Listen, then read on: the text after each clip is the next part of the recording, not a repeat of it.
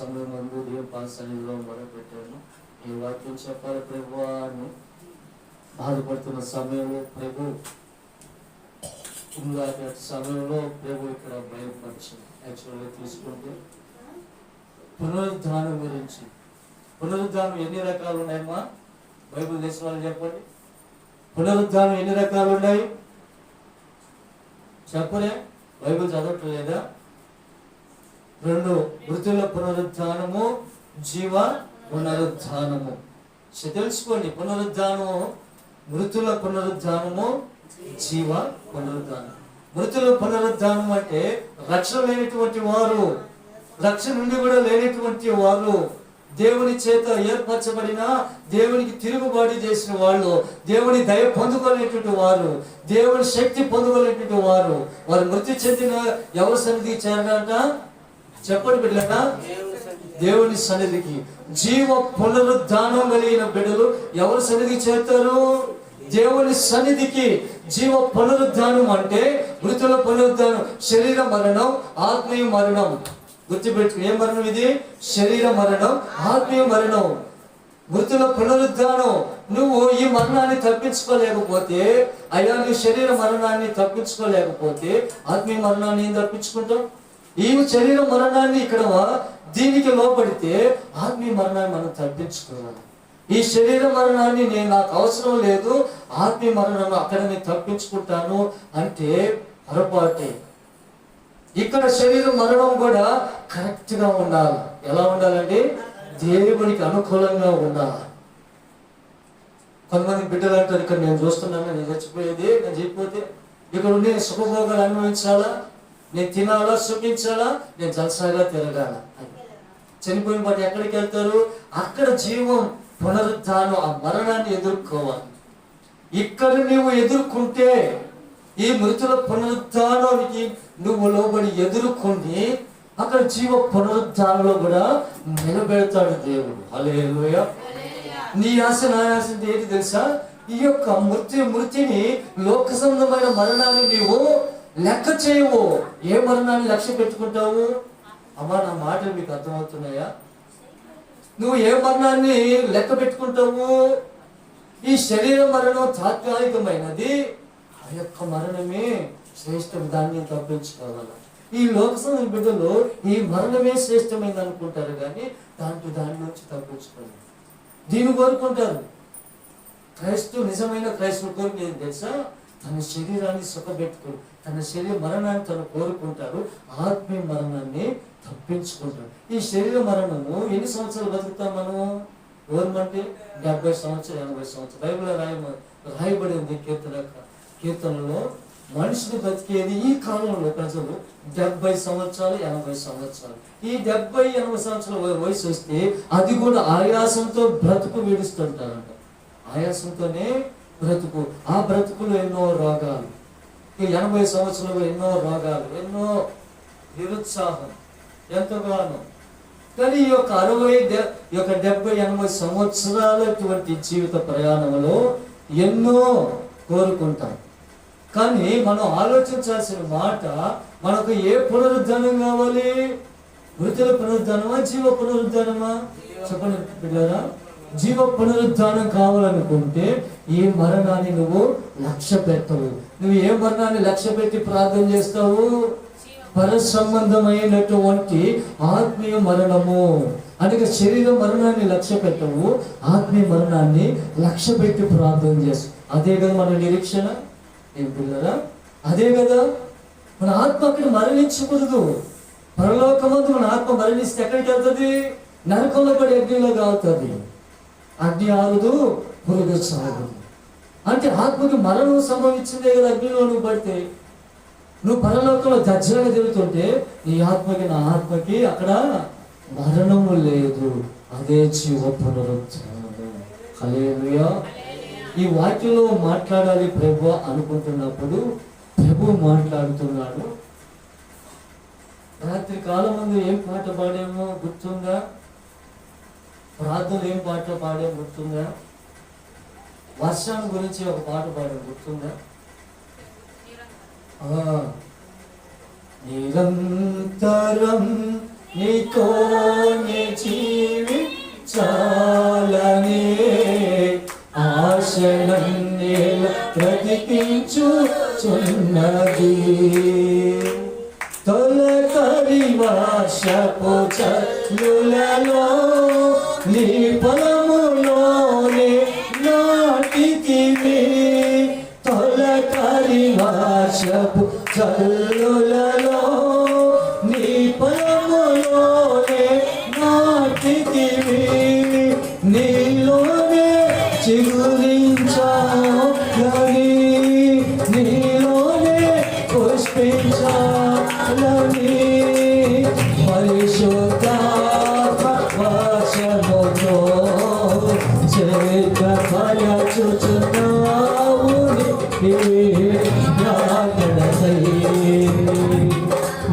నిరంతరం నీతోనే జీవించాలని ఆశలన్నేల బ్రతికించుచున్నది. హల్లెలూయా. ప్రభు ఈరోజు మనతో వాక్యంతో మాట్లాడుతున్న మాట తొలకరి వర్షము. బిడ్డరా జాగ్రత్తగా వినండి. తొలకరి వర్షము, కడవరి వర్షము. చెప్పండి. తొలకరి వర్షము, కడవరి వర్షము. ఈ వర్షాలు 7 రకాల వర్షాలు ఉన్నాయి. 7 రకాల వర్షాలు ఉన్నాయి. ఈ యొక్క 2 వర్షముల గురించే చెప్తాను. వర్షాలు ఎన్ని రకాలు ఉన్నాయి? 7 రకాలు. ఆ 7 రకాల్లో ఫస్ట్ వర్షము ప్రచండ వర్షం. చెప్పండి బిడ్డరా, ప్రచండ వర్షం. రెండవ వర్షము వడగండ్ల వర్షం, వడగండ్ల వాన. మూడవ వర్షము, నా సైజు చూడండి బిడ్డలు, విస్తారమైన వర్షం. నాలుగవ వర్షము గొప్ప వర్షం. ఐదవ వర్షము తొలకరి వర్షం. ఆరవ వర్షము కడవరి వర్షం. ఏడవ వర్షము ప్రవాహ వర్షం. ఎన్ని వర్షాలండి ఇప్పుడు?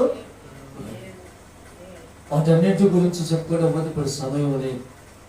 కాబట్టి తొలకరి వర్షము, కడవరి వర్షము. యాకోబు పత్రిక రాత్రి కాలం ముందు చదివాం కదా. యాకోబు పత్రిక 5వ అధ్యాయము 7వ వాక్యం కానీ చదవండి బిడ్డారా. త్వరగా ముగిస్తాను. బలాదులోకి వెళ్దాం. సహోదరులారా, ప్రభువు రాకడ వరకు ఓపిక కలిగి ఉండుడి. చూడుడి, వ్యవసాయకుడు తొలకరి వర్షమును, కడవరి వర్షమును సమకూడు వరకు విలువైన భూఫలము నిమిత్తము ఓపికతో కాచుకొనుచు దాని కొరకు కనిపెట్టును కదా. ప్రభువు రాక సమీపించుచున్నది గనుక మీరును ఓపిక కలిగి ఉండుడి, మీ హృదయములను స్థిరపరచుకొనుడి. సహోదరులారా, మీరు తీర్పు పొందకుండా నిమిత్తము ఒకరి మీద నొకడు సనగకుడి. ఇదిగో న్యాయాధిపతి వాకిట నిలిచి ఉన్నాడు. సహోదరులారా, నా సోదరులారా, ప్రభు నామమున బోధించిన ప్రవక్తలను సమానుభవమును ఓపికకును మాదిరిగా పెట్టుకొనుడి. సహించిన వారిని ధన్యులను కొలుచున్నాము కదా. మీరు యోబు యొక్క సఫలమును గూర్చి వింటిరి. ఆయన ఎంతో జాలియు కనికరమును గలవాడిని మీరు తెలుసుకొని ఉన్నారు. హల్లెలూయా. ఇక్కడ ఏ వర్షం కొరకు ప్రభు ఇక్కడ రాయించి పెట్టున్నాడండి? తొలకరి వర్షము, కడవరి వర్షం. ఏ వర్షం అంటే ఇది? తొలకరి వర్షము, కడవరి. చెప్పండి, ఏ వర్షం ఇది? తొలకరి వర్షము, కడవరి వర్షం. ఈ వర్షం కోసము ఎవరు కనిపెట్టుకుని ఉంటారు? వ్యవసాయకుడు. ఈ వర్షం కోసము భూ సంబంధంగా ఎవరు కనిపెట్టుకుంటారండి? రైతు, వ్యవసాయకుడు. ఇప్పుడు సంఘములో ఈ తొలకరి వర్షము, ఈ కడవరి వర్షం కొరకు సంఘముని పొలం ఎవరు కనిపెట్టుకొని ఉంటారండి? సంఘ కాపరి, సేవకుడు. ఈ సంఘం అనే పొలానికి కాపు కాసిన వాడు, వ్యవసాయకుడు, దైవజనుడు తొలకరి వర్షం కొరకు కనిపెట్టుకొని ఉంటాడు, కడవరి వర్షం కొరకు కనిపెట్టుకొని ఉంటాడు. ఈ తొలకరి వర్షం అనగా చూడండి, పొలం చేస్తున్న వారికి తెలుసు, తొలకరి వర్షము పడితే ఏమెత్తుతారమ్మా? తొలకరి వర్షం పడితే ఏమెత్తుతారు? విత్తనాలు. ఇప్పుడు వర్షాకాలంలో కూడా కార్తెలు వస్తాయి కదా, ఏ కార్తీకి విత్తనాలు విత్తుతారు? చెప్పండి. ఉత్తరం చూసి ఎత్తారా గంప? ఏం మక్క కార్తెలు ఎత్తారా? మక్క కార్తెలో నాట్లు నాటుతారు, ఉత్తర కార్తెలో ఎత్తు గంప ఎత్తి విత్తనాలు చల్లుతారు. ఉత్తరం చూసి చెప్పండి ఎత్తర గంప, ఉత్తరం చూసి ఎత్తర గంప. అంటే తొలకరి వర్షం ఏ కార్తీలో పడుతుంది? ఉత్తర కార్తీలో పడినప్పుడు ఉత్తరం చూసి ఎత్తర గంప. అంటే వర్షం కొరకు ఎదురు చూస్తాడు రైతు. ఇది ఏ వర్షం కొరకు ఎదురు చూస్తాడు? తొలకరి వర్షం. ఎప్పుడు తొలకరి వర్షం పడుతుందో, ఎప్పుడు ఆ నేలని తడుపుతుందో, ఎండిపోయిన భూమిని తడుపుద్దో, ఈ తొలకరి వర్షం ఏ నేలని తడుపుద్ది? ఎండిన నేలని తడుపుద్దినప్పుడు, ఆ నేలని తడిపినప్పుడు తొలకరి వర్షం చూసి నాగలి పెట్టి దున్నినప్పుడు, దాంట్లో దుక్కు దున్ని ఎరువు వేసి దాంట్లో నీరు పట్టినప్పుడు మెత్తగా ఆ మట్టిని ఏం చేస్తారంట? మృదువు చేస్తారు. గడ్డలుగా ఉంటే నాటుతారా? గడ్డలుగా ఉంటే ఏం చేస్తారండి? మెత్తగా దున్ని చదును చేసి మెత్తగా దున్ని నీరు పెట్టి కూడా మళ్ళా దున్నుతారు. నీరు పట్టక ముందు ఒకసారి దున్నుతారు, నీళ్లు పట్టి మరలా దున్నుతారు. నీళ్లు పట్టినప్పుడు నీళ్లు పట్టక ముందు ఎద్దులతో దున్నిస్తారు, నీళ్లు పట్టిన తర్వాత ట్రాక్టర్తో దున్నిస్తారు. బాగా ఆ మట్టిలో రాళ్ళున్నా, ఏమున్నా, రప్పలున్నా, చెత్త ఉన్నా ఏది ఎక్కడేస్తారంట? ఎక్కడేస్తారమ్మా? గట్టి మీద వేస్తారు.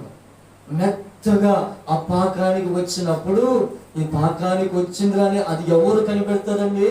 ఎవరు తెలుసుకుంటారు? రైతు కనిపెట్టి, అప్పుడు ఈ ఉత్తర వర్షం పడుతుంది కదా, దాన్ని చూసి ఇక నాట్లు వేసే సమయం, ఈ నాట్లు వేసే సమయం, విత్తనాలు విత్తే సమయం, నారు పోసే సమయం ఆసనమైందని అప్పుడు కంపెత్తి ఆ విత్తనాలు దాంట్లో వేసుకొని అదేం చల్లుతాడండి? పొలంలో దిగి చల్లుతాడా? గట్టి మీద ఉండి చల్లుతాడా? పొలంలో దిగి గట్టి మీద ఇసురు కొడితే తలవ దగ్గర పడిపోతాయి. పొలంలోకి దిగి చల్లితే ఎక్కడ పడతాయంటాయి? పొలంలోనే, దున్నబడిన నేలలోనే. ఈరోజు నువ్వు నేను ఎలా ఉన్నావు విన్నారా? తొలకరి వర్షం నీ మీద నా మీద పడినప్పుడు, తొలకరి వర్షం అనగా ఈ యొక్క తొలకరి వర్షపు జల్లులతో నిన్ను నన్ను దేవుడు సంఘములోకి పిలుచుకున్నప్పుడు, నువ్వు దేవుని యందు జన్మించినప్పుడు తొలకరి వర్షపు జల్లులో తడిసిన నీవు, మందిరంలో నాటబడిన నీవు, నాటబడేటప్పుడు, మందిరంలో నాటబడేటప్పుడు నీ హృదయంలో, నా హృదయంలో ఏముంటాయింది? ఇప్పుడు పొలంలో ఏం తీసాడు రైతు బయటికి? చెత్త చెదారం, రాయి రప్పములో చెత్త చెదారం. ఇప్పుడు సంఘములో ఈ విత్తనం నాటబడుతున్నప్పుడు ఈ విత్తనానికి ఏం కావాలంట? ఏముండకూడదంట? ఈ మొక్కలో ఏముండకూడదు? ఈ మొక్కలో, ఈ హృదయం అనే పొలంలో ఏముండకూడదంట? కల్మషం లేకుండా అవన్నీ బయటికి లాగడానికి సంఘంలో ఉన్న వ్యవసాయకుడు ఎదురు చూస్తాడు. ఎప్పుడు సమయం దొరకద్దా ఈ బిడ్డకి సువార్త చెప్పాలి, ఈ బిడ్డలో ఉన్న చెత్త అంతా బయటికి తీసి, ఇప్పుడు లోకంలో సువార్త చెప్పి అన్న దగ్గర వెళ్ళినప్పుడు సువార్త చెప్పి వాడిలో ఉన్న చెత్త అంతా బయటికి తీసి సంఘంలోకి నడిపించి, సంఘం అనే పొలంలో ఆ విత్తనాన్ని ఏం చేస్తావు? నాటుతావు. విత్తనాన్ని నాటినప్పుడు అమ్మ అంటాడు, చూడండి ఏమి ఈ విత్తనం నాటినప్పుడు, సంఘంలో నువ్వు నాటబడినప్పుడు ఎలా ఉంది నీ ప్రవర్తన? నా ప్రవర్తన హల్లెలూయా. సంఘములో నాటబడినప్పుడు మన ప్రవర్తన ఎలా ఉందయ్యా? ఇప్పుడు బాప్తిసం తీసుకునేటప్పుడు ఏమని ఒప్పందం చేసుకున్న దేవునితో చెప్పండి? ఏమి తెలీదా? ఏమని ఒప్పందం చేసుకున్నారు? అదిగో నేను చెప్పాలనా? చెప్పండి బిడ్డారా, ఏమని ఒప్పందం చేసుకున్నాం? ఏం ఒప్పందం చేసుకున్నా అని రక్షణ పొందుకున్నారా? చెప్పండి బిడ్డారా. బాప్తిసం తీసుకుంటానే రెక్కల దగ్గర వేసుకొని నీటి దగ్గర తీసుకోడు. నీటిలో దింపినప్పుడు అప్పుడు ఏం చేస్తాడు? నీ ఇష్ట ప్రకారం తీసుకుంటున్నావా? ఎవరైనా బలవంతం చేస్తున్నావా? ప్రభు నీ సొంత రక్షకుడిగా అంగీకరించి నీలో ఉన్న పాత స్వభావాన్ని విడిచిపెట్టి నూతనమైన క్రీస్తు స్వభావాన్ని ధరించుకుంటావా? అన్నీ ఒప్పుకునే కదా ఆ తొలకరి వర్షంలో నేను ముంచి లేపింది. ఏమ్మా, ఈ విత్తనాన్ని ఎక్కడ నాటాడు? వ్యవసాయకుడు పొలములో. ఏ వర్షం పడితే నాటాడు? తొలకరి వర్షం. ఆ బాప్తిసం తీసుకునేటప్పుడు ఏ వర్షంలో నువ్వు తీసుకున్నావు? తొలకరి వర్షంలో తీసుకున్నావు.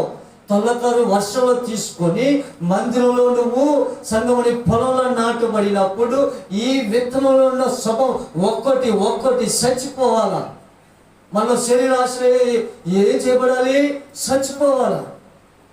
చూడండి, నాటబడిన విత్తనం, పొలంలో నాటబడిన విత్తనం చచ్చిపోతేనే మొక్క వస్తుంది. చచ్చిపోకపోతే విత్తనం మృతి చెందకపోతే దాంట్లో ఫలం వస్తుందా? దాంట్లో మొక్క వస్తుందా? దాంట్లో ఓరి మనస్తుందా? చెప్పండి. విత్తనం ఏం చేయబడుద్ది? పాతి పెట్టబడుద్ది. పాతి పెట్టబడిన విత్తనము మృతి చెందద్ది. నువ్వు ఒక సంఘములో తీసుకున్నప్పుడు, సంఘంకి వచ్చినప్పుడు ఏం చేయబడాలి? పాతి పెట్టబడాలి. అంటే లోకాశలు, మనలో ఉండబడిన లోకాశలు పాతి పెట్టబడాలి. దేవుని పరిశుద్ధమైనటువంటి ఆయన స్వభావాలు మనలో నాటబడాలి. లోకాశలు పాతి పెట్టబడాలి. దేవుని ఆత్మీయ ఫలాలు మనలో చిగురించబడాలి. ఇక తొలకరి వర్షం ద్వారా నాటబడి నువ్వు చిగురించబడాలి. ఫస్ట్ ఎలా చేయబడాలి? పాతి పెట్టబడాలి. పాతి పెట్టబడి నీవు ఈ లోక సంబంధపరమైన ఆలోచనలో చచ్చిపోవాలి. దేవుని యందు జన్మించావు కదా, పాతి పెట్టబడ్డావు, జన్మించావు, లేచావు, అందులో నాటబడ్డావు. నువ్వు చిగురించాలి. చిగురించినప్పుడు ఈ తొలకరి వర్షం సారమును అంతా నువ్వేం చేయబడాలి? పీల్చుకోవాలి. ఈ సారాన్ని అంతా మనం ఏం చేయాలి? పీల్చుకోవాలి. ఈ తొలకరి వర్షములో ప్రభావం ఉంది, దేవుని మహిమ ఉంది. ఈ యొక్క పరిశుద్ధాత్మ వర్షం బాప్తిసం తీసుకున్న ప్రతి ఒక్క బిడ్డ మీద ఏ వర్షం కుమ్మరిస్తున్నాడండి? తొలకరి వర్షం, పరిశుద్ధాత్మ వర్షం కుమ్మరించినప్పుడు ఈ యొక్క పాతి పెట్టబడిన విత్తనము ఫలించాలి. చప్పలు పెడదామా? హల్లెలూయా. ఈ పాతి పెట్టబడిన ఆ విత్తనం మీద, సంఘంలో నువ్వు నాటబడిన విత్తనం మీద వర్షం కుమ్మరించినప్పుడు నువ్వు చిగురించాలి, పుష్పించాలి. ఈ మొక్క నాటబడి, విత్తనం నాటబడి మొక్కగా మార్పు చెంది చిగురించే కొలది మనకు లోకానికి, మనము లోక స్నేహానికి మనము దూరం అయిపోవాలి. లోక శరీరాశులకు దూరం అయిపోవాలి. లోక సంబంధంగా లోకానికి మనం వ్యతిరేకంగా మారిపోయి పరలోక సన్నిధికి, దేవుని సన్నిధికి దగ్గర అవ్వాలి. హల్లెలూయా, హల్లెలూయా. అప్పుడే దగ్గరైనప్పుడే ఈ మొక్క పచ్చని వలేవ మొక్క వలే ఎదగద్ది. ఎక్కడ ఎదుగుతావు నువ్వు? సంఘములో. ఈ నాటబడిన విత్తనము ఎక్కడ ఎదుగుతుంది? పొలములో, దున్నబడిన పొలములో. ఏ పొలంలో ఎదగద్దండి? అది దున్నబడిన పొలములో. ఈ సంఘము బాగా దున్నబడింది. ఇది ఈ సంఘము కన్నీటితో దున్నబడింది, శ్రమలతో దున్నబడినది, కష్టాలతో దున్నబడినది, నిందలు అవమానముల చేత దున్నబడినది, ఆకలి దప్పుల చేత దున్నబడినది, ఉపవాస ప్రార్థనల చేత దున్నబడిన పొలం. ఉపవాస ప్రార్థనల చేత దున్నబడిన పొలము, నిందల చేత దున్నబడిన పొలము, అవమానాల చేత దున్నబడిన పొలము, అనేక హింసలు పడిన హింసలు పడినటువంటి పొలము, దున్నబడిన పొలము, బాధలు, కష్టాలు, ఉపద్రవం ఎన్ని ఎదురైనా తట్టుకొని నిలబడిన పొలము, దున్నబడిన పొలము. ఈ పొలములో నువ్వు నాటబడితే ఫలిస్తావా? ఫలించవా? ఫలిస్తావు. ఇది అనుభవంతో కూడిన పొలం అండి. ఇది శ్రమలతో, శ్రమలతో వచ్చిన అనుభవంతో కూడిన పొలం ఇది. ఇక్కడ యొక్క ప్రాంతంలో, ఈ యొక్క స్థలములో, ఈ యొక్క పొలంలో ఈ సంఘమును కట్టాడంటే దీని వెనకాల ఎంత ప్రయాసం ఉంది, ఎన్ని నిందలు ఉన్నాయి, ఎన్ని అవమానాలు ఉన్నాయి, ఎంత ప్రార్థన ఉంది. ఏ విధంగా చేస్తే ఇప్పుడు ఈ పొలం దున్నబడి ఉందండి. ఈ దున్నబడిన ఈ యొక్క పొలంలో నువ్వు నాటబడి నువ్వు చిగురిస్తున్నావు, నువ్వు ఎదుగుతున్నావు అంటే దానికి కారణం ఎవరు చెప్పండి? దానికి కారణం ఎవరండి? నీవు నేను కలిగి ఉన్న నజరేయుడైన యేసుక్రీస్తు ప్రభువు. హల్లెలూయా. ఫస్ట్ ఆయన దున్నబడ్డాడండి. ఎక్కడ దున్నబడ్డాడు? సిలువలో. ఆ సిలువ మరణం పొందేటప్పుడు ప్రభు వారు దున్నబడ్డాడండి. ఇప్పుడు నాకటి చాలా అవ్వాలి, దున్నబడింది, వీపు దున్నబడింది. మన ఆలోచనల ద్వారా, మన చూపుల ద్వారా, మన ప్రవర్తన ద్వారా, మన చేతులు, మన కాళ్ళ ద్వారా ప్రతి విషయంలో నా ప్రభు దున్నబడ్డాడు. ప్రతి విషయంలో నిందను భరించాడు, ప్రతి విషయంలో కన్నీరు కార్చాడు, ప్రతి విషయంలో కన్నీటికి బదులుగా ఏం కార్చాడు మా ప్రభు? నీ కొరకు నా కొరకు ఏం కార్చాడు? గడ్డను చేరి ఏం కార్చాడు ప్రభు? రక్తం కార్చాడు. రక్తం. నువ్వు నేను కారుస్తావా? ఒకరికి ప్రాణాపాయ స్థితిలో ఉంటే బ్లడ్ ఇవ్వడానికి కూడా ఎన్నుకాడుతావు. అమ్మో నేను 1 లీటరు కనీసం ఒక 1/4 లీటరా 500 గ్రాములు తీస్తారమ్మా బ్లడ్. ఒక మనిషి బాడీలో ఎంత తీస్తారు? 250 ml 500 వేస్తారు. అది ఇవ్వడానికి కూడా కష్టపడతారు. ఏంది? వాటికి రక్తం ఇవ్వాలయ్యా, రక్తం దొరకలేదంటే. కొంతమంది బిడ్డలు రారు, కొంతమంది బిడ్డలు తెగించి నేను ఇస్తానయ్యా ఆ బిడ్డ కొరకు రక్తం. హాస్పిటల్లో చూస్తూ ఉంటాం. దాని సమయం నేను సాక్ష్యంగా చెప్తున్నాను. నా భార్యకి ఆ రోజు మా పరిమళాన్ని కనేటప్పుడు రక్తం కావాల్సి ఉంటే వాళ్ళ సొంత అన్నం ఉన్నారు. నాకంటే ఇంత 80 kg 90 గ్రాములు. అప్పుడే బ్లడ్ అక్కడ బ్లడ్ బ్యాంక్కి వెళ్తే మీరు ఒక బాటిల్ రక్తం ఏంటంటే మీకు రక్తం ఇస్తాము, ఎన్ని ప్యాకెట్లు అంటే ఆయన అంటున్నాడు నేను ఇవ్వలేను. ఇంతకుముందు ఇంకొకరికి ఇచ్చాను, మా అమ్మకి ఇచ్చాను, మళ్ళీ నేను వీక్ అయిపోతాను అని నువ్వు పక్కగా ఉండి నేను ఇస్తానని ముందుకు వచ్చా. నేను ఇస్తానయ్యా అని ధైర్యం చేసి వచ్చా. ఆమె వస్తే నన్ను వెయిట్ చేశారు. తోకం తీసి నువ్వు ఎంత బరువు ఉన్నావు చూసి మరీ తీసుకుంటారు. నన్ను ఎక్కగానే ఎంత ఉన్నాను తెలుసా? 45 kg. నన్ను చూసి ఆశ్చర్యపోయాడు. నీలో ఇంత తెగింపు ఉంది, ఇంత లాభంలో చూడడానికి నీకంటే 6 అడుగులు ఎత్తున్నాడు. ఏది ధైర్యం చాలటం లేదే. 45 kg ఉన్నాడు, నువ్వు ఇస్తాంటే రక్తం నీకు కాదు కదా. 1/4 లీటర్లు తీస్తే ఎక్కడే పడిపోతావా? నీ తీటగా మేమే డబ్బులు ఎక్కించాను. నేను వద్దు నాయన నేను ఇస్తానయ్యే ప్యాకెట్ అంటున్నాడు వాడు. నాకు నవ్వు వచ్చింది. నేను ఇస్తానయ్యో, నీ తీస్తే నువ్వు పడిపోతావు కానీ నీకు 1 బ్యాగ్ కాదు 2-3 ప్యాకెట్లు ఇచ్చాను సార్. అంత బాధ ఎందుకు కానీ ఎంతో డబ్బులు కట్టే నేను ఇస్తాను చెప్పి వాడు భయపడి ఇచ్చేసి. చూడండి, అక్కడ దేవుడు అన్యుడిగా ఉన్నప్పుడే తెగింపు అలా ఉంది.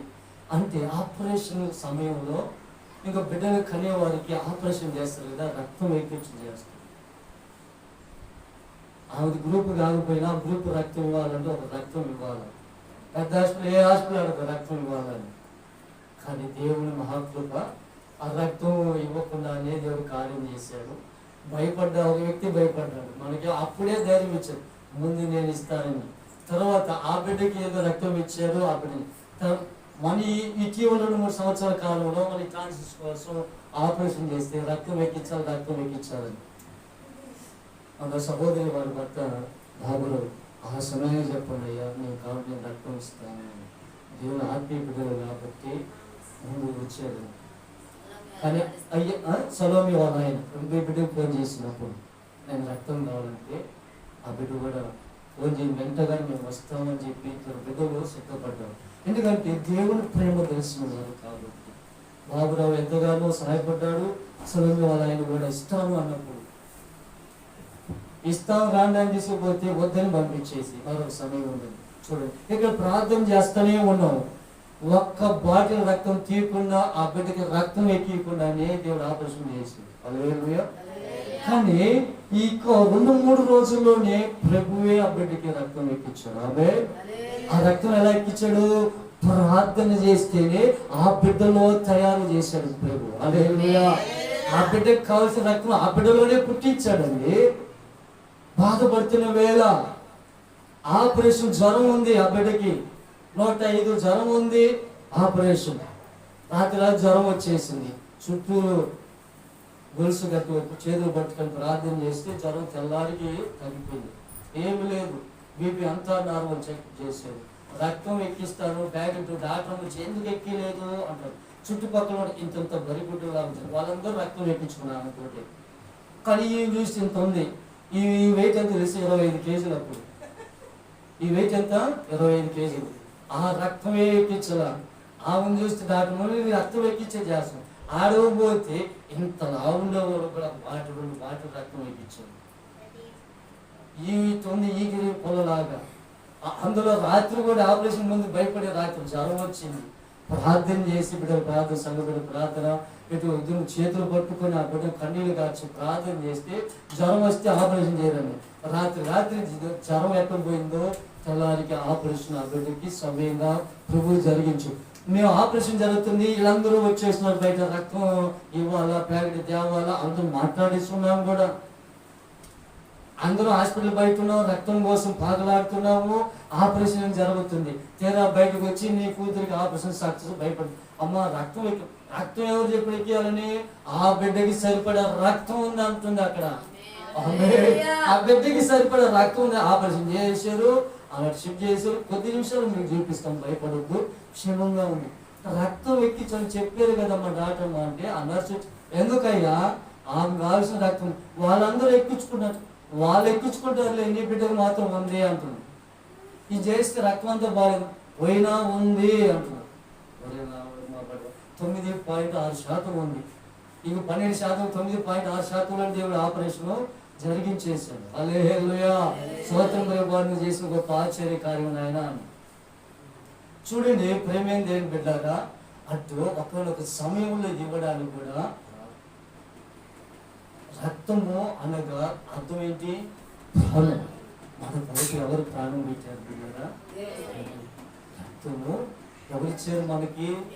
యేసయ్య. యేసు ప్రభు మనకు ప్రాణం పెట్టి రక్తం వచ్చి మనం కొన్నాడు. మీకు అర్థమయ్యే రీతిగా ఉపమానంగా చెప్తున్నాను. ఒక సమయంలో రక్తం దొరకదు. మనం చూడండి, మనకి రక్తం దొరికిందా? ఇదేంటి చూడండి అబ్బా, దీన్ని ప్రార్థన చేసి దేనిగా మార్చిన ప్రభు ఇది దొరకకుండా చేయాలి. దుష్టుడు ప్లాన్ చేస్తాడు. 4 నిమిషాలు బిడ్డలు వాళ్ళ కాళ్ళకి ఎలా వచ్చింది, చక్రాలు కొట్టుకొని జరిగించాడు. ఈ బిడ్డలతో జరిగించాడు. 4 నిమిషాలు టైం చెప్తున్నాడు. 4 నిమిషాలు, 1 నిమిషం అయిపోయి 2 నిమిషాలు, 3 నిమిషాలు, 4 నిమిషం గంట వచ్చేసాడు. ఒక్క నిమిషంలోనే ప్రభు పోయి నా చేతులు, ప్రభు ప్రోక్షించమని తీసి ప్రోక్షించి నా ప్రభు చేతికి వచ్చేది రక్తం లేదు. గుండెలు బాదుకొని ఏడ్చాను. ఎవరి ఇళ్లలో రక్తం ఉండదో పోయి తీసుకురండి అమ్మని చెప్పి ఉదయం కూడా వచ్చాను. మీతో రక్తం పోవట్టే లేదో అయిపోయింది.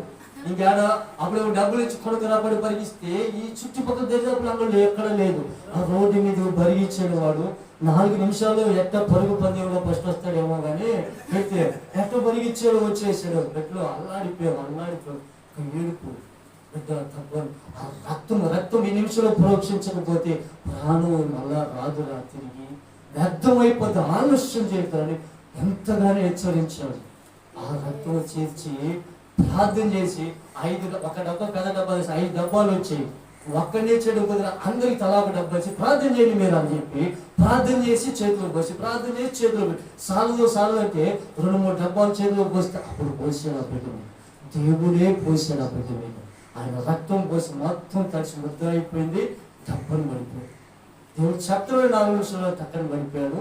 అక్కడే దేవుడు ఏడ్చి గుండె మొత్తం తవిడి లేపాడు. ఎంతగానో ఆయన రక్తము, దేవుడు అంటాడు, నేను ఆ బిడ్డ కొరకు మృతి చెంది నా రక్తము కాచి ఆ బిడ్డను అభిషేకించి బ్రతికించు. చూడండి ఎంత ప్రేమ దేవునికి. హల్లెలూయా. ఎంత ప్రేమ అంటే ఎంత ప్రేమ. ఒక వ్యక్తి కొరకు ప్రార్థన చేసే బిడ్డ దొరికాడంటే అది ఎంత రూపాయి ఇచ్చి ఎలా పెట్టుకున్నా చాలు. ఆ బిడ్డ కొరకు ఈ సంఘంలోకి వచ్చితేనే రాబట్టి ఆ బిడ్డ బ్రతికాడు. వాళ్ళు ఆపేసి నువ్వు ఈ ప్రవర్తన ఎలా ఉంది? ఈ విత్తనము, ఈ పరిశుద్ధాత్మ వర్షము నీ మీదకి దిగి వచ్చినప్పుడు నువ్వు ఎలా ఫలిస్తున్నావు? హల్లెలూయా. నువ్వు ఎలా అభివృద్ధి చెందుతున్నావు? మొక్కగానే ఉంటే ఎదగద్దా? ఆ నాటబడిన విత్తనం మొక్కగా చిగురించాలి, మొలకెత్తాల. మొలకెత్తిన మొక్క ఎదగాలి. మనలో పరిశుద్ధాత్మ వర్షం మన మీద దిగినప్పుడు, నీవు మొక్క చిగురించినప్పుడు, మొక్కలు ఏం చేస్తాడు? నిన్ను నన్ను ప్రభు ఎదుగుదలని ఇస్తాడు. ఎవరిస్తాడయ్యా నీకు అంటే ఎదుగుదల? పరిశుద్ధాత్మ దేవుడు. బాప్తిసం తీసుకున్న నీకు నాకు ఎవరిస్తారు ఎదుగుదల? నా వైపు చూడండి, ముగించేసిగా ఎవరు నిరుత్సాహంగా ఉన్నారు? ఎవరిస్తారండి మనకి ఎదుగుదల? పరిశుద్ధాత్మ దేవుడు. ఆ పరిశుద్ధాత్మ వర్షంలో నువ్వు తడవకపోతే, ఆ తలకరి వర్షం నీ మీదకి నా మీదకి దిగి రాకపోతే నువ్వు చిగురించవు, నువ్వు ఫలించవు. అంతే, నువ్వు చిగురించవు, ఫలించవు. ఆ తలకరి వర్షం మన మీదకి రావాలి. బాప్టిజం తీసుకున్న ప్రతి ఒక్క బిడ్డ మీద తలకరి వర్షము పడాలి. యొక్క పరిశుద్ధాత్మ వర్షము కుమ్మరించబడాలి. ఆ వర్షముకి నువ్వు తడవాలి. పరిశుద్ధాత్మ కదలికలు రావాలి. వచ్చిన కదలికలు వచ్చిన నీవు నడిపించబడాలి. నడిపించబడాలంటే ఎప్పుడు నడిపించబడతావు? నువ్వు ఎదుగుదల వచ్చి అప్పుడు పుట్టిన బిడ్డ పుట్టినట్టు ఉంటే సరిపోద్దా? ఆ బిడ్డ లేచి ఎదగాలి. నడక ఎప్పుడు వస్తుంది? తప్పటడుగులు వస్తాయి. ముందు పడుతూ లేచినప్పుడు చక్కగా నిలబడి నడుస్తాం. ఆ నడిచినప్పుడు పరిశుద్ధాత్మ దేవుడు నిన్ను నన్ను ఆయన పనిలో వాడుకుంటాడండి. ఆయన పనిలో వాడుకున్నప్పుడు తొలకరి వర్షం కొరకు ఎలా రైతు ఎదురు చూసి విత్తనాలు విత్తాడో ఆ పంట తర్వాత కడవర వర్షంలో దేని కొరకు ఎదురు చూస్తున్నాడమ్మా? దేని కొరకు ఎదురు చూస్తున్నాడు? కోత కొరకు. కడవరి వర్షం కాలం. ఇప్పుడు ఏ వర్షం పడుతుంది? ఇప్పుడు రైతులకి ఇప్పుడు ఏ వర్షం పడుతుంది? ఈ నెలలో నెల నుంచి ఏ వర్షం పడుతుంది? కడవరి వర్షం. అంటే కోతకాలం సమీపించి ఉంది. ఆ కోత కైపోతే చేతికి వచ్చిన పంట పారిపోతే నష్టపోతాడు రైతు. అంటే ఆ వర్షం సమీపిస్తున్న కొలది కోత కూడా కోసేసుకో. ఆ వర్షం పడితే సమయం సూచన నీకు కలిగినప్పుడు, సూచన నీకు గుర్తుకు వచ్చినప్పుడు కోతని కోయడం ప్రారంభించాలి. హల్లెలూయా. కాబట్టి సంఘంలో కూడా ఒక కోత కాలం ఉంది. సంఘానికి ఆ కడవరి వర్షము ఆ కాలం ఇప్పుడు సమీపించి ఉంది. క్రైస్తవులకి దేవుడి పెళ్లి సమీపించి ఉంది. కోతకాలం సమీపించి ఉంది. ప్రకటన గ్రంథంలో రాయబడిన మాట, కోతకాలంలో ఏమిస్తాడంట దూతకి? దేవుడి చేతికి కొడవలు ఇస్తాడు. ఆ కొడవలు పెట్టే పనులు ఏం చేస్తాడంట? కోస్తాడు. ఇప్పుడు సంఘంలో దూతకి కొడవలు ఇస్తాడు. రాకడ సమీపించి ఉంది. నా దాసుడా ఆత్మలు కొయ్యి అంటాడు. ఆత్మలు ఏం చేయాలి? ఇప్పుడు ఆత్మలు ఏం చేయాలి? దేవుడు ఏ వాక్యం దేని చేత బట్టి కోయాలి? వాక్యం అనే కొడవల చేత బట్టి కోసిన ఆత్మలు ఏం చేయాలండి? పనులు ఏద్దా కోసి మూట కట్టి కుప్ప వేసి నేనేం చేయాలా? నేనేం చేయాలి చెప్పండి? ఈ ఆత్మలు ఏం చేయాలా? ఈ పనులు మోసుకుని ఎక్కడ వెళ్ళి రాళ్ళు కొట్టాలా? ఈ కడవరి కాలువలో పంట కోసి ఒకసారి వేసుకుని ఆత్మలు ఏమి చూడు రాకూడదు వేసుకొని చూడు నా సాయి వేసుకొని పనులోకి సరికి వెళ్ళి ఈ పనమోపులు తీసి ఇష్టపట్టాలి. ఈ ఆత్మలు అక్కడ తీసుకుని మా బుజ్జే మా చిన్న పాప అని అర్థించకూడదు. ఎట్లా తీసుకొని పనమోపులు ఎట్ట కొడతాం? విత్తనాలు రాలంటే పిడేటు కొడతాం. అట్ట కొట్టాలి. అట్ట కొట్టినప్పుడు ఆత్మలు ఏడ రాలుతాయి? అక్కడ కూడా ఉంది పరీక్ష. ఈ యొక్క పనుల్లో, ఈ యొక్క ఫలించిన మొక్కలో కొన్ని తల గింజలు ఉంటాయి, కొన్ని గట్టి గింజలు ఉంటాయి. అన్నీ పోయమంటాడు, తీసుకురమ్మంటాడు. అక్కడ దైవజనుడి చేతే కొట్టిస్తాడు పనులు ఆత్మలు. ఏదో రాజు ఇప్పుడు ఎన్ని ఆత్మలు లోపడ్డాయి, ఎన్ని ఆత్మలు నా సన్నిధిలో నిలిచి ఉంటాయని దేవుడు అక్కడ ఏం చేస్తాడు, ఈ ఆత్మలకి పరీక్ష. ఈ దైవజనుడు ఆశీర్వాదము ఒక్క విత్తనం కూడా జారిపోకూడదయ్యా అంట. ఎత్తుకొని భయంతో వెళ్తాడు సన్నిధికి. పడిపోతుందయ్యా, ఒక ఆత్మ జారిపోతాను. ఎత్తుకెళ్ళినప్పుడు అప్పుడు ఆ పరమగా కట్టిన ఆత్మల్ని ఆడు కొట్టినప్పుడు దేవుని పాదాల దగ్గర కొన్ని గింజలు ఏమో ఎక్కడ పడుతున్నాయండి, దేవుని పాదాల దగ్గర. కొన్ని గింజలేమో పక్కన దేవుడు చూస్తాడు. అప్పుడు దేవుని పాదాల దగ్గర పడిన గింజలు ఎక్కడ ఉంటాయి, పరలోక సన్నిధిలో. ఆ పాదాల దగ్గర పడకుండా ఎగిరిపోయిన గింజలు ఎక్కడ ఉంటాయండి, అక్కడ ఉంటాయి. పరలోక సన్నిధి. అదే ఎవరి సన్నిధి, దుష్టుని సన్నిధిలో ఉంటాయి. నువ్వు దుష్టుని సన్నిధిలో ఉంటావా, దేవుని సన్నిధిలో ఉంటావా? దేవుని సన్నిధిలో ఉంటే ఇక్కడ ఎలా ఉండాలి? ఈ కడవల వర్షం కోతకాలం సమీపించి ఉంది. ఇప్పుడు రాకడ దినాలు సమీపించి ఉన్నాయి. ఏ ఆత్మ ఎప్పుడు రాలిపోతుందో దేవుని సన్నిధికి వెళ్ళిపోద్ది. అప్పుడు నువ్వు ఎలా ఉంటావు తల్లి? నువ్వు ఏ పంట ఎత్తితే ఆ పంట కోస్తావు. మంచి పంటని ఎత్తితే మంచి పంటలు కోస్తావు, చెడ్డ పంటను ఎత్తితే చెడ్డ పంటలు కోస్తావు. ఏదైనా మనకి స్వతంత్ర హక్కుని ఇచ్చాడు కదా, ఏ ఒక్కడికి బానిస కావు కదా నువ్వు నేను. కాబట్టి ప్రేమేం దేవుని బిడ్డలు, కడవరి కాలం సమీపించు. కడవరి వర్షాకాలంలో కూడా, ఇప్పుడు ఈ కడవరి వర్షాకాలంలో కూడా తొలకరి వర్షాకాలంలో పరిశుద్ధాత్మ దిగి వచ్చి ఫలింపజేసి కడవరి వర్షంలో దిగి రాకుండా ఉంటాడా? వస్తాడు. కడవరి వర్షంలో దిగి వచ్చినప్పుడు ఆత్మకు అప్పగించుకుంటావా? నాకు తొలకరి వర్షమే చాలు, కడవరి వర్షం నాకు వద్దని నిర్లక్ష్యపరుచుకుంటావా? కడవరి వర్షములో బలమైన ఆత్మ అభిషేకం నీ మీదికి నా మీదకి దిగినప్పుడు నువ్వు ఎత్తబడే గుంపులో చేర్చబడతావా, చేర్చబడకుండా పోతావా? కడవరి వర్షకాలము ఇంకా విలువైంది. కోతకాలం, విత్తిన కాలం కంటే కోతకాలము చాలా జాగ్రత్త. తొలకరి వర్షపు కాలంలో ఎలా జాగ్రత్తలు తీసుకొని పనులు దున్నుతావు, రాకడలో ఓపికతో ఉండాల. ఇప్పుడు ఓపిక కావాలి మనకి. సంఘంలో ఉన్న బిడ్డలకు ఏం కావాలి? ఇప్పుడు బల తీసుకోవడానికి ఏం కావాలి? ఓపిక కావాలి. అయ్యో మహిమ కుమార్ నీకేం కావాలి? ఇప్పుడు ఓపిక కావాలి. ఇప్పుడు రక్తపోషణ చేయాలి, ఓపిక కావాలి. నీకు టయానికి వదిలేయాలంటే ఓపిక కావాలి. ఓపికతో ఇక్కడ దేంతో ఎదురు చూడమన్నాడు మా దేవుడు. అమ్మ చెప్పండి, దేంతో? ఓపికతో. రైతు పొలంలో పడ్డ చేతికి రావాలని అలా ఎదురు చూస్తాడంట, ఓపికతో. సంఘంలో ఉన్న దైవజనుడు కూడా, విశ్వాసులు కూడా దేవుడు రాకడ సమీపం కొరకు ఓపికతో ఎదురు చూడాలి. అక్కడ పంట పొలం కోసం అక్కడే ఎదురు చూస్తే, ఇక్కడ సంఘంలో ఉన్న ఆత్మలన్నీ ఎవరి కొరకు ఎదురు చూడాలండి? దేవుని కొరకు. ఎప్పుడు రాకడ వస్తుందో, నా ఆత్మ అక్కడికి వెళ్తుంది, నా ఆత్మ కోసుకుని దేవుడు వెళ్తాడు. మన ఆత్మను కోయవాడు ఎవరండి? పరిశుద్ధాత్మ దేవుడు. హల్లెలూయా. ఈ ఆత్మలు అక్కడికి చేరాలనే కదా, ఆయన సన్నిధిలో చేరాలనే కదా. ఈ ఆత్మలో ఏముండాలి? దేవుని శరీరం, దేవుని రక్తము, దేవుని ఆత్మ. ఈ మూడింటికి నువ్వు విధేయత చూపాలి. నువ్వు నీ శరీరం పరిశుద్ధంగా ఉండాలి, నీ ఆత్మ పరిశుద్ధంగా ఉండాలి, నీ నోటి మాట పరిశుద్ధంగా ఉండాలి, మన చూపు పరిశుద్ధంగా ఉండాలి, మన ఆలోచన పరిశుద్ధంగా ఉండాలి, మన మాట తీరు పరిశుద్ధంగా ఉండాలి. ప్రతిదీ పరిశుద్ధపరచు. మన చేతులు పరిశుద్ధంగా ఉండాలి, మన కాళ్ళు పరిశుద్ధంగా ఉండాలి, మన కడుపు పరిశుద్ధంగా ఉండాలి, మన హృదయ అంతరంగము కూడా పరిశుద్ధంగా ఉండాలి. చాలా జాగ్రత్తగా చూసుకోవాలి. ప్రియమైన దేవుని బిడ్డలారా, తొలకరి వర్షము, కడవరి వర్షం. తొలకరి వర్షంలో వచ్చిన నీవు కడవరి వర్షంలో ఏం చేస్తున్నావు? దేవునికి తిరుగుబాటు. ఈ తిరుగుబాటు చేస్తున్నారని మరొక పాత నిబంధనలో యెర్మీయా 5వ అధ్యాయము 24వ వచనం చదవండి, ముగిస్తాను.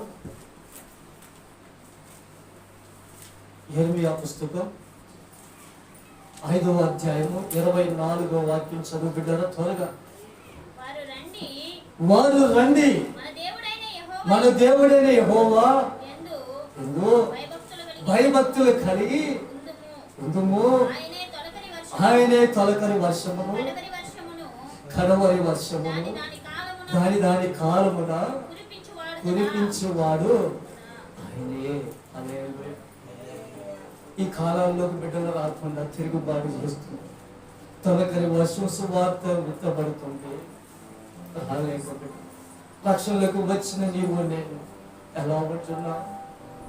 తొలకరి వర్షం కోరుకున్నావు, కడవరి వర్షంలో నువ్వు ఆ వర్షంలో నిలబడలేవా? శ్రమల మధ్యలో, నిందల అవమానాల మధ్యలో నువ్వు నాటబడి ఫలిస్తావు.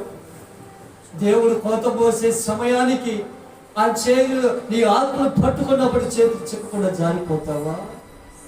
రైతుకు చిక్కకుండా పైరు జారిపోద్దా? కొడవలి చేతికి చిక్కకుండా పోతావా? కొడవలి చేతికి చిక్కకుండా పోతావా?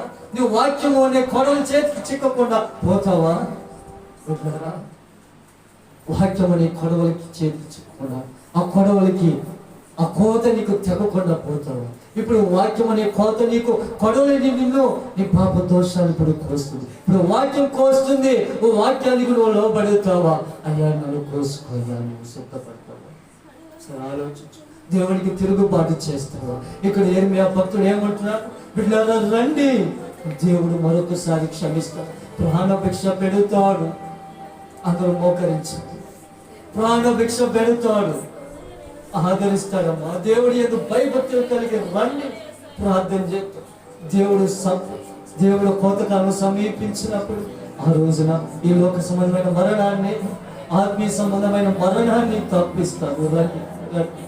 ఇప్పుడు దేవుని సన్నిధికి వచ్చిన నువ్వు ఆ కోత కాలంలో నువ్వు తప్పించుకుంటావా? ఆ కోత కాలానికి దేవుడు పెట్టిన కొడవలికి నువ్వు నీ మెడని అప్పగిస్తావా? గొల్గొతా కొండ మీద ఆయన తలను వంచాడే, ఆ కోతకి ఆయన గురయ్యాడే. తండ్రి కొడవలు పట్టి ఆయన కుమారుని కోత కోసాడే. యేసయ్య నిన్ను కోసేటప్పుడు, నన్ను కోసేటప్పుడు ఆ కొడవలి నొప్పి తగులుతుందని, ఆ బాధ తగులుతుందని నువ్వు బాధపడుతున్నావా బిడ్డ? నువ్వు ఏడుస్తున్నావా? రోధిస్తున్నావా? బలించు మొదలు చేయబడిన గొర్రె పిల్ల ఎలా మౌనంగా వధించబడిందో మౌర్య పర్వతం మీద ఇస్సాకు బలి అవుతున్నప్పుడు ఎలా మౌనంగా ఉండే. తండ్రికి లోపడ్డాడు, దేవుడికి లోపడ్డాడు, తండ్రికి లో. ఇదిగో కోతకాలం సమీపిస్తున్నా, నువ్వు దేవుడికి తిరుగుబాటు చేస్తున్నావు. దేవుడి భయం మనలో ఉందా? రాకడ వస్తుంది, సూచనలు కనబడుతున్నాయి. ఒకరికొకరు ఎలా హింసించబడుతున్నారు, ఎలా ఉపద్రవాలు